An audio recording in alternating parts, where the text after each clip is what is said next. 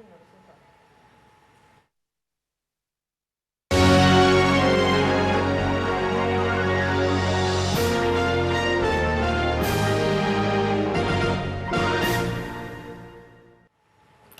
selamat pagi pemirsa. Di kota Medan, Riau, Palembang, dan daerah lain di Sumatera. Selama 30 menit ke depan, kami akan mengabarkan informasi menarik dari wilayah Sumatera dan sekitarnya bersama saya, Jasmine Rahmadi. Inilah kabar Sumatera.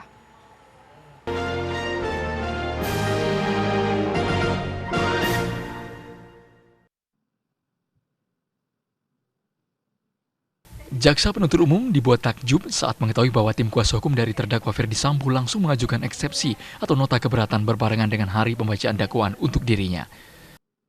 Eksepsi baru bisa diproses oleh JPU dalam kurun waktu 1 pekan mendatang. Sebelumnya mungkin kami perlu sampaikan terlebih dahulu, mungkin pengunjung hari ini dibuat takjub oleh tim penasihat hukum karena begitu kami selesai membacakan surat dakwaan, penasihat hukum sudah langsung menanggapi terhadap dakwaan kami. Perlu diketahui bahwa surat dakwaan sudah kami sampaikan 1 minggu yang lalu, baik terhadap terdakwa juga terhadap penasihat hukum, sehingga wajar mereka bisa langsung memberikan tanggapan terhadap dakwaan kami. Terkait dengan hal ini, kami baru juga hari ini baru menerima hard copy daripada eksepsi dari tim penasihat hukum. Terhadap menanggapi eksepsi tim penasihat hukum ini, kami butuh waktu untuk ditunda 1 minggu, hari Senin tanggal 24 Oktober tahun 2022. Sekian, terima kasih Pak Majelis. Saudara penuntut umum kalah cepat dengan penasihat hukum. Ya, sesuai dengan asas peradilan cepat, sederhana, dan murah, maka saya tunda hari Kamis untuk pembacaan tanggapan. Kalau memang saudara tidak siap, maka kita akan lewatkan itu dan kita akan langsung menjatuhkan putusan selah. Itu saja.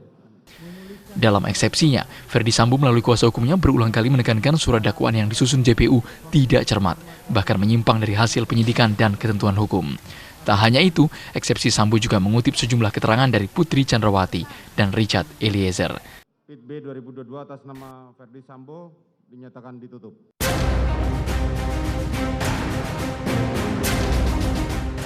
Sidang pembacaan dakwaan kasus pembunuhan Brigadir Yosua Huta Barat dengan terdakwa Ferdy Sambo dan Putri Chandrawati menuai sorotan. Pihak kuasa hukum yang langsung mengajukan eksepsi atau nota keberatan atas dakwaan jaksa menilai isi dakwaan tidak cermat dan lengkap sehingga meminta untuk dibatalkan. Berdasarkan uraian tersebut di atas, maka kami tim penasihat hukum terdakwa berpendapat atau berkesimpulan bahwa surat dakwaan penuntut umum nomor registrasi perkara PDM 246-JKTSL-10-2022 tanggal 5 Oktober 2022 disusun secara kabur atau obskur libel, secara tidak cermat, tidak jelas, dan tidak lengkap, dan oleh karenanya harus dinyatakan batal demi hukum. Sebelumnya dalam nota keberatan Putri Chandrawati, pihak kuasa hukum menjabarkan kronologi kejadian di Magelang yang diklaim ada peristiwa pelecehan seksual terhadap Putri oleh Brigadir Yosua. Namun bagi praktisi hukum Saur Siagian, isi eksepsi justru terlihat seperti pledoi atau nota pembelaan yang sudah masuk ke materi perkara. Hal ini diduga untuk menggiring opini majelis hakim dari dakwaan pasal 340 pembunuhan berencana ke pasal 338 atau pembunuhan biasa.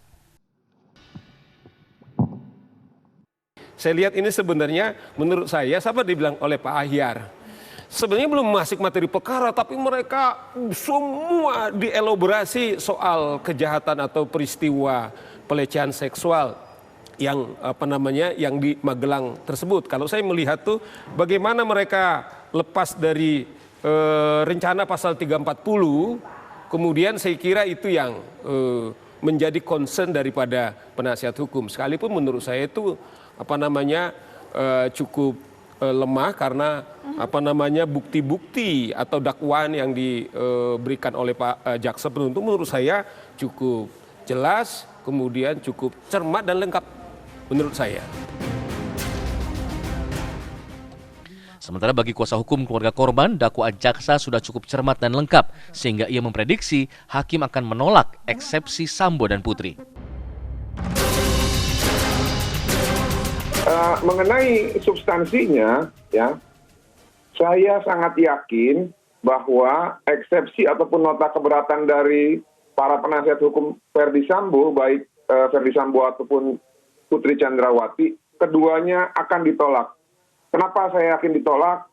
Karena yang pertama, surat dakwaan dari para jaksa penuntut umum ini di dua perkara tersebut, ya, yang splitting berkas ini, menurut kami sudah sangat memenuhi, ya, pasal 143 KUHP, ya, baik dari aspek formil maupun material, ya, sudah memenuhi kriteria cermat, jelas dan lengkap dengan menguraikan peristiwa pidana dari Magelang sampai dengan Duren 3. Dengan jalannya sidang yang cukup cepat, hasil putusan sela diprediksi akan dibacakan majelis hakim pada Senin pekan depan.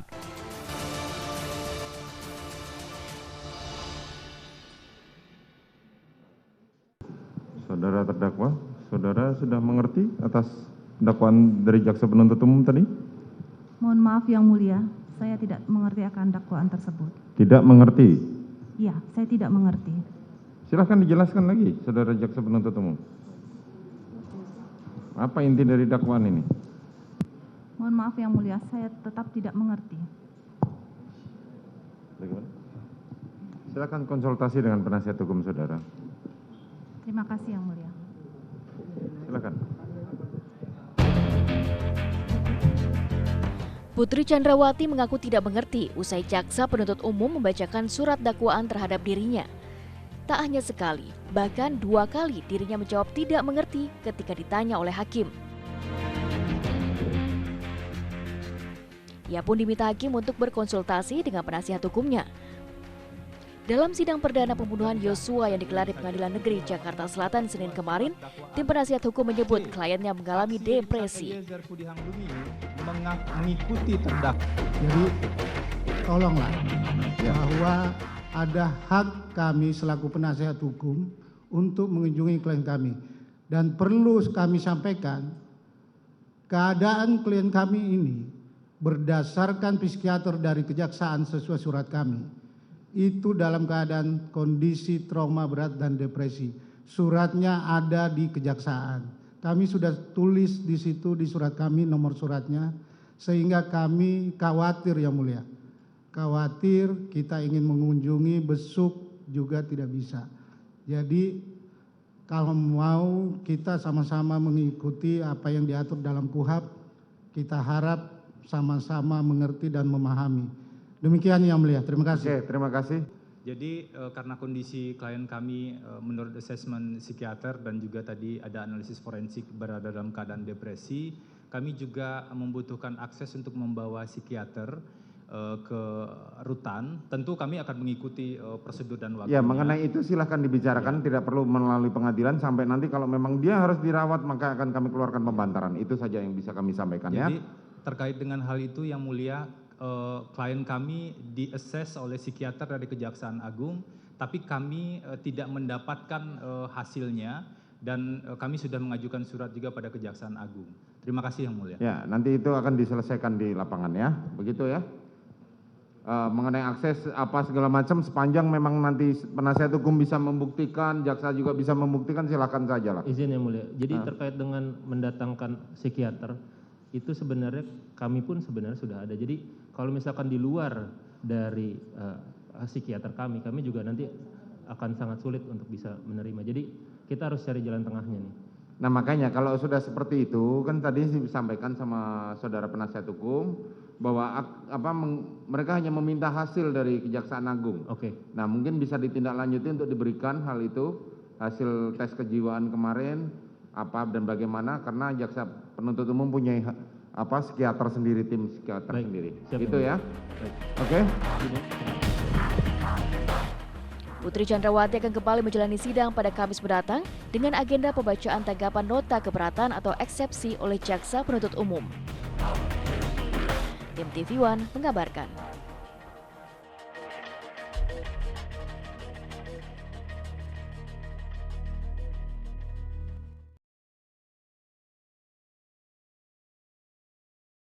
Pemirsa, kami akan kembali dengan sejumlah kabar menarik lainnya. Tetap bersama kami.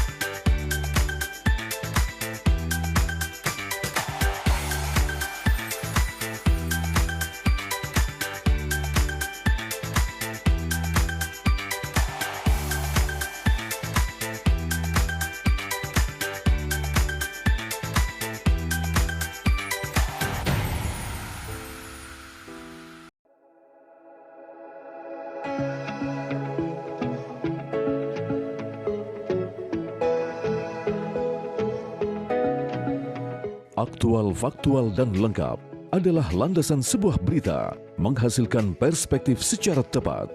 Dengan dukungan teknologi terkini, hadir untuk Anda tvOneNews.com sebagai platform terintegrasi antara broadcast newsroom dan media digital.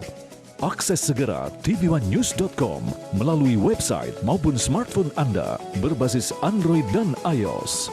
tvOneNews.com. Kamu lagi chatan sama siapa sih sayang? Kok serius banget?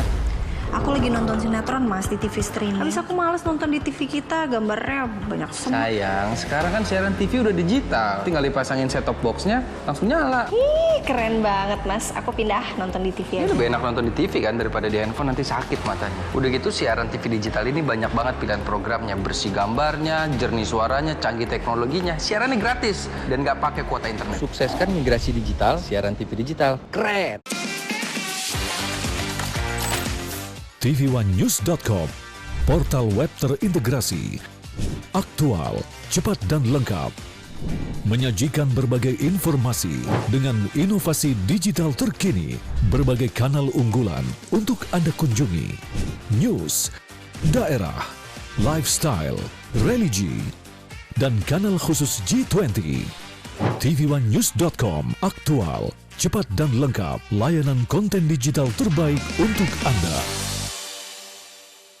Assalamualaikum warahmatullahi wabarakatuh. Karena apapun yang dilakukan pemerintah, kalau rakyat tidak percaya, itu akan kehilangan trust. Saya percaya orang-orang yang duduk di pemerintahan tahu apa yang harus dilakukan. Peranan dari pemerintah daerah itu menjadi kunci memimpin untuk pelaksanaan penanggulangan COVID. Karena rumah sakit ini penuh, akhirnya tidak ada pilihan lain kecuali isolasi mandiri. Saksikan Catatan Demokrasi Selasa pukul 20 waktu Indonesia Barat, live hanya di TV One.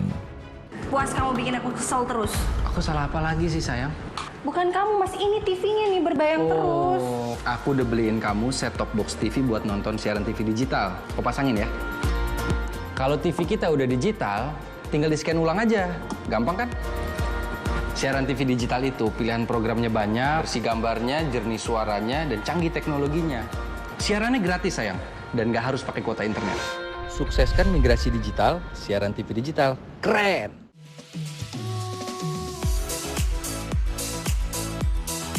Agar tubuh menjadi sehat, diperlukan motivasi.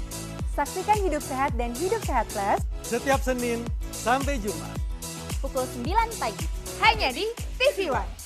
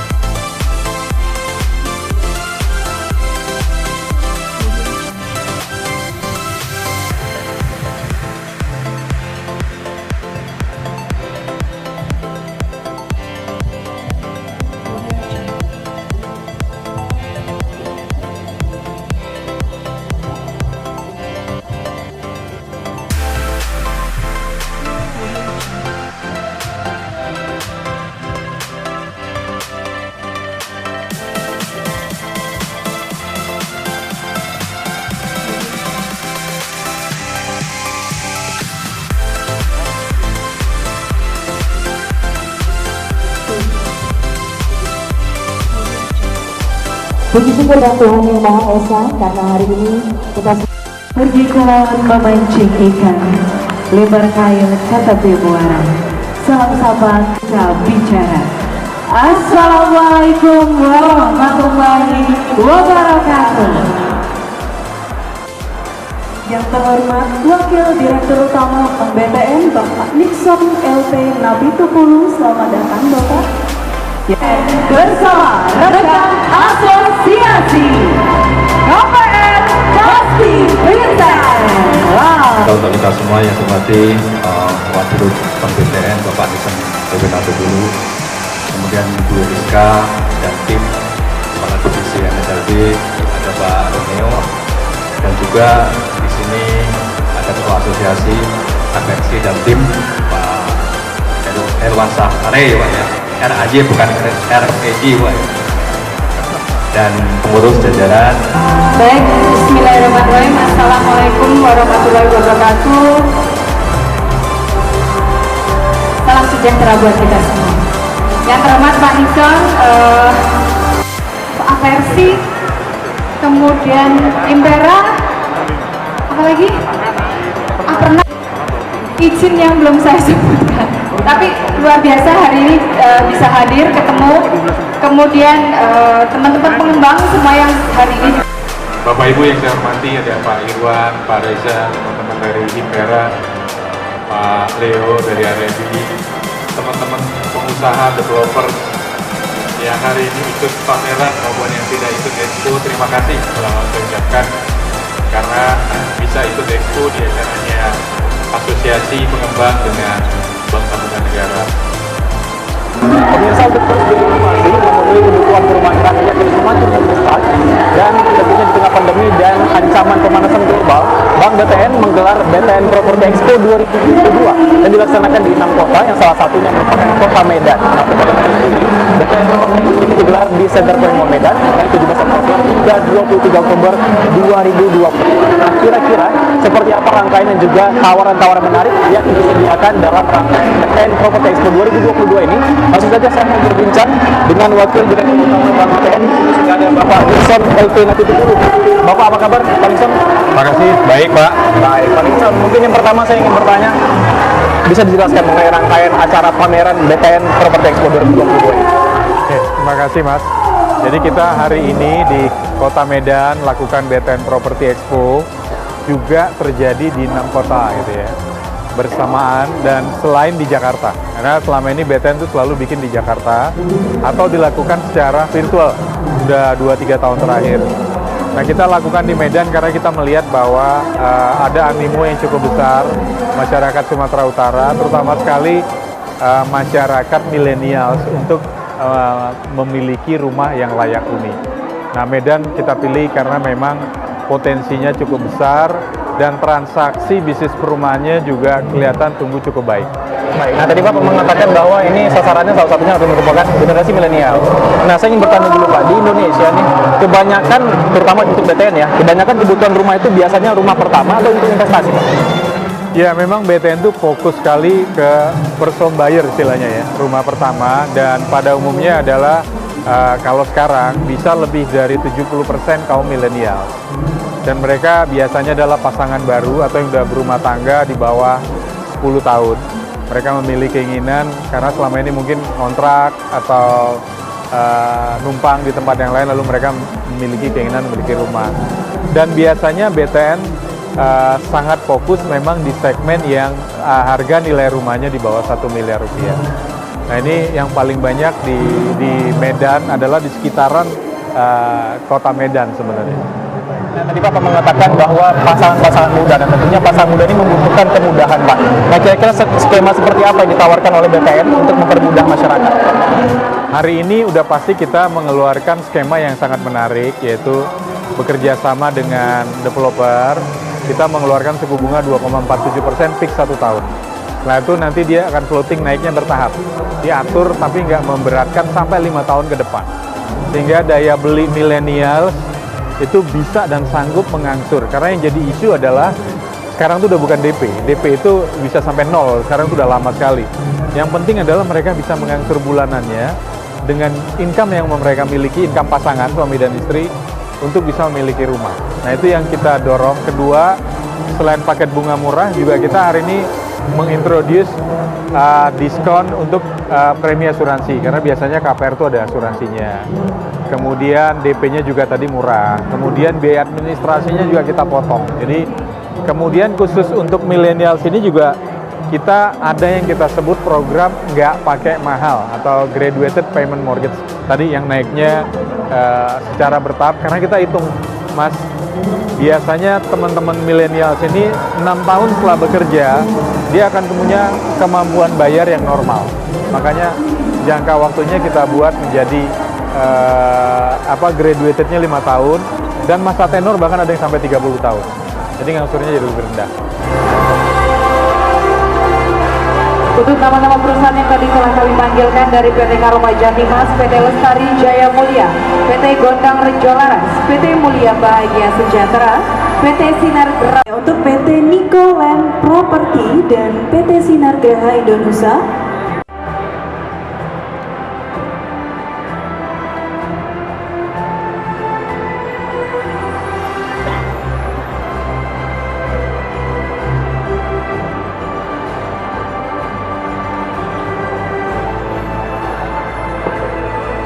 Ya, saat ini kita akan menyaksikan prosesi penandatanganan.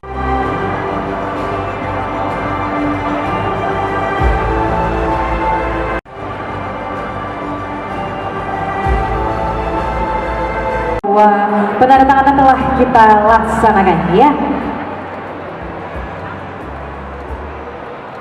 Baik, sudah. Iya, terima kasih kepada para melakukan penandatanganan kerjasama massal pada hari ini. Ya, kepada Bapak Charlie kami mohon.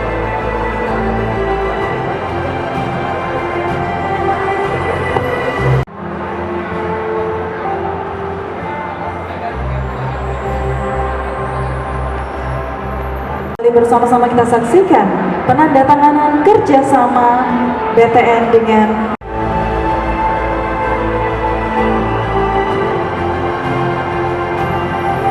dihadapkan semuanya ke depan karena kita akan berfoto sebagai semuanya. Lihat ke kamera, hadap ke depan, boleh agak sedikit rapat. Iya, boleh beri tepuk tangan yang meriah Bapak Ibu sekalian.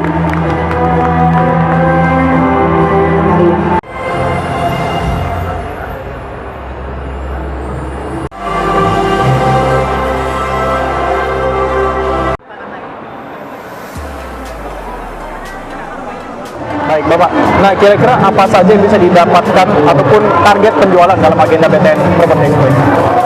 Ya, hari ini kita dari sisi penjualan di seluruh Indonesia kita grow cukup baik gitu ya, sekitar 7,5 sampai 8%, at least year on year sampai dengan September kemarin. Kita di subsidi masih menguasai 85%, dan di market share di seluruh KPR kita masih menguasai 38 sampai 40%. Jadi bank ini memang bank yang sangat memiliki market share terbesar di perumahan. Pasti kita masih grow, Mas.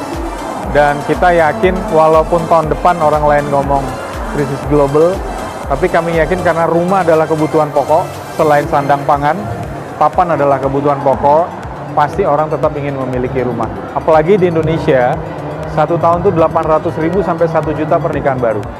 Pasti men-trigger kebutuhan rumah. Dan nggak mungkin selamanya numpang. Baik Bapak, nah kira-kira apa saja bisa didapatkan masyarakat dalam BTN Property Expo? Yang pasti informasi baik rumahnya itu sendiri, lokasi, kelayakan, apakah rumah ini nyaman apa enggak, keamanan dan sebagainya. Fisik rumahnya gitu ya, mereka akan mendapatkan banyak informasi. Kedua, dari sisi pembiayaannya, membantu mereka, jadi teman-teman juga hadir langsung memberikan solusi bahwa mereka bisa dibantu dengan paket yang sesuai kemampuan mereka. Apakah tenornya dipanjangin, kalau DP udah pasti kita kecilin gitu ya, biaya admin juga kita kecilin, bahkan premi asuransi kita kasih diskon. Nah ini pasti akan membuat mereka antusias. Apalagi kalau udah jatuh cinta sama rumahnya, kan kasihan kalau nggak bisa dimiliki. Jadi kita kasih kemudahan, ada advisor, langsung konsultasi, dan mudah-mudahan langsung bisa akad. Baik Bapak, nah kira-kira berapa banyak sih Pak pihak pengembang yang dihadirkan dalam pameran? Di sini ada 44, di luaran ada 70. Ya, jadi kita kerjasama sama asosiasi. Jadi tidak hanya di Medan, tapi juga ada di 66 kota, istilahnya komisariat.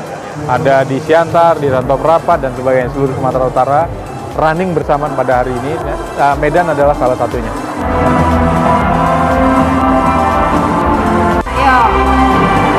Gue jadi iyo juga.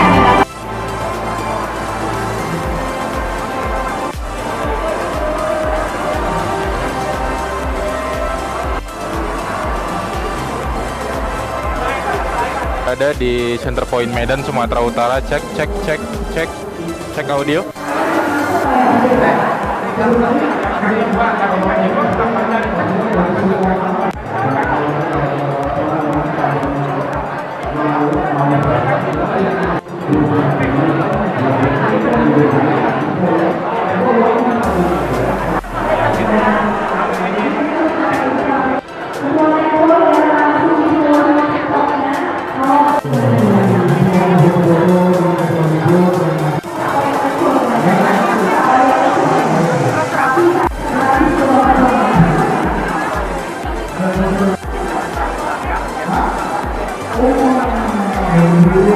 Baik Pak, kira-kira dalam pameran ini fasilitas apa saja yang diberikan BTN untuk para masyarakat yang hadir di pameran ini? Tadi saya sudah sebut ada keringanan administrasi, provisi, tenornya panjang-panjang, jadi nggak usah takut kalau usia 30 bisa ngangsur sampai usia 60 gitu ya. Jadi dengan angsuran yang sangat murah dan terjangkau. Pasti buat milenial ini menarik, kesempatan memiliki rumah belum tentu berkali-kali. Harganya kan kita nggak bisa tahu ke depannya, jadi kalau ada kesempatan menurut saya ini adalah saat yang tepat untuk memiliki rumah. Terakhir nih Pak, kira-kira juga data terakhir yang dimiliki BTN sudah berapa banyak sih Pak KPR subsidi dan non subsidi yang Bank BTN sudah salurkan? Hari ini dari 200.000 yang FLPP itu kurang lebih posisi akhir September sisa tinggal 44.000. Kita kurang lebih menguasai 80-85% dari market share gitu ya. Itu yang kita kuasai, dan dari 44.000 kita yakin 85%-nya nanti akan balik ke BTN. Jadi udah pasti kami yakin KPR subsidi November pasti habis. Itu seperti pengalaman tahun-tahun sebelumnya. Nah kalau KPR non subsidi kami tadi sampaikan kita masih yakin bisa tumbuh 6-8% sampai akhir tahun. Dan mudah-mudahan angka ini tercapai. Ini jauh lebih baik dibanding tahun sebelumnya, bahkan sebelumnya ketika COVID pertama datang. Jadi kita senang bahwa gairah memiliki rumah muncul lagi, ekonominya take up, karena industri rumah ternyata industri yang mendorong 172 subsektor untuk tumbuh juga. Dari mulai tukang bata, tukang pasir, sampai nanti jadi rumah, ada barbershop, ada sekolah, ada pasar, dan lain sebagainya. Kurang lebih itu Mas. Terima kasih Pak Nisan atas informasi. Ya, sama-sama. Semoga BTN akan terus grow ya. Terima kasih. Nah itu tadi pemirsa seperti apa informasi tentang BTN Property Expo 2022 di Kota Medan, dan tunggu apa lagi pemirsa, langsung saja hadir di BTN Property Expo yang berada di Center Point Medan hingga 23 Oktober 2022 mendatang. Demikian dari Medan Kota Medan, sampai apa di Larsan TV One.